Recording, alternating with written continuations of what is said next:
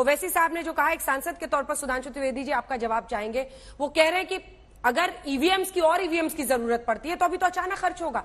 अभी तो यही समझ में नहीं आ रहा कि इतनी दिन बाद 9.5 साल सत्ता में रहने के बाद ये जो कमिटी बनाई है आपने, मंशा क्या है? वो कह रहे हैं फेडरल स्ट्रक्चर पर सबसे बड़ी चोट होगी। देखिए, ओवैसी साहब बोले कि वो अपोज करते हैं इसको। मैं तो दर्शकों से कहना चाहता हूं, कोई ऐसी चीज बताइए जिसका वो अपोज ना करते हो। नेता प्रतिपक्ष शब्द होता है, लोग कहते हैं नेता प्रतिपक्ष लोकसभा, नेता प्रतिपक्ष राज्यसभा। यह है नेता प्रतिपक्ष स्थायी सभा। ये permanent leader of the opposition बने रहते हैं, और उर्दू में नेता प्रतिपक्ष कहते हैं हिज़्ब इख्तिलाफ के सदर, क्योंकि ये मजलिस इत्तेहादुल मुसलमीन के चीफ हैं, जिनको कि वन नेशन वन इलेक्शन में भी हिंदुत्व, हिंदू राष्ट्र नजर आ जाता है। आप समझ लीजिए इन लोगों की क्या गजब की दृष्टि है और क्या गजब की सोच है इन लोगों की, कि हर चीज में कोई भी विषय हो। इन्होंने तो नोटबंदी को भी उससे जोड़ दिया था।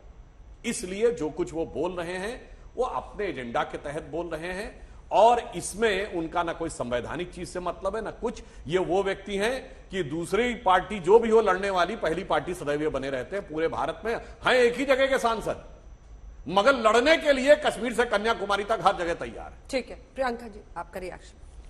सुधांशु जी ने सब कुछ बताया, पर ये नहीं बताया, एक बहुत वाजिब सवाल था, हमने भी इस पे ऑब्जेक्शन दर्ज किया था कि ये बता दें कि अगर एक कोई ऐसी सरकार आ जाती है मित्रकाल में जो खरीद फरोख्त की राजनीति करके दूसरी सरकार को तोड़ देती है, उनके विधायक खरीद लेती है, हाँ। तो उस टाइम पे क्या करेंगे? उस टाइम पे क्या प्रोविजन है सुधांशु सर कि दोबारा इलेक्शन नहीं करवा सकते और गवर्नर को रखेंगे और प्रेसिडेंट रूल लगाएंगे? कितने राज्यों में प्रेसिडेंट रूल लगा देंगे आप? ये सवाल उन्होंने भी उठाया था, अचानक सरकार गिर गई।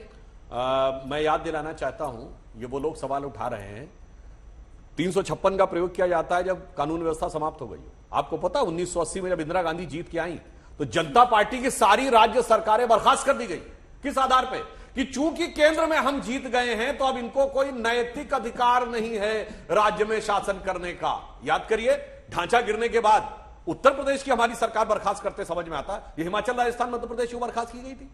ये दर्शाता तो प्रियंका जी आपको सवाल ये पूछना चाहिए था कि जिन लोगों के साथ आप खड़े हैं उन्होंने क्या ताबड़तोड़ सरकारें बर्खास्त की हैं जो आप कह रहे थे। मतलब वो तो छोड़िए, हरियाणा और एनटी रामाराव जी की सरकार, एमजीआर की सरकार, वो सब छोड़िए। मैंने तो वो बात कही कि एक साथ आपने दर्जन भर सरकारें बर्खास्त कर दी, ये कह के कि इनको नैतिक अधिकार नहीं, क्योंकि केंद्र में हम जीत गए तो राज्य में आप नहीं रह सकते। जल्दी से एक रिएक्शन धीरेन्द्र जी से, क्योंकि उनकी एक बार भी बात नहीं हो पाई है। धीरेन्द्र जी, आपको तो बिल्कुल ही आइडिया नहीं होगा, कुछ समझ में आ रहा है क्या करेंगे 18 से 22 सितंबर को?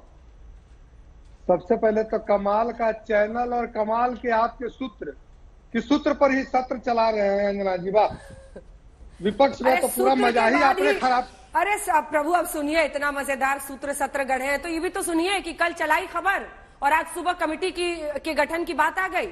ये सब अचानक कैसे ही हो गया हवा में? इसीलिए तो आप सबसे आगे है ना। मुंबई का पूरा जायका आपने बर्बाद कर दिया। अब देखिए कि हमारे अपने मुख्यमंत्री पर बड़ा दर्द हो रहा है अंजना जी। कोई मुंबई गए 4 घंटे आज उनको लाइव काटा है, उनकी जितनी भी शिकायतें हो, लेकिन हम लोग अपना काम करते रहते हैं। बोलिए धीरेन्द्र। नहीं, आप लोग बिल्कुल किए हैं, लेकिन मैं बता रहा हूं कि लालू प्रसाद जी मोदी जी को चांद पर भेज दिए। हमारे मुख्यमंत्री जी को कहां भेज दिए? चौकी पर धड़ाम से पटक दिए। गए थे पीएम बनने के लिए, मोदी जी जा रहे हैं चांद पे, नीतीश कुमार जी आ गए चौकी पे।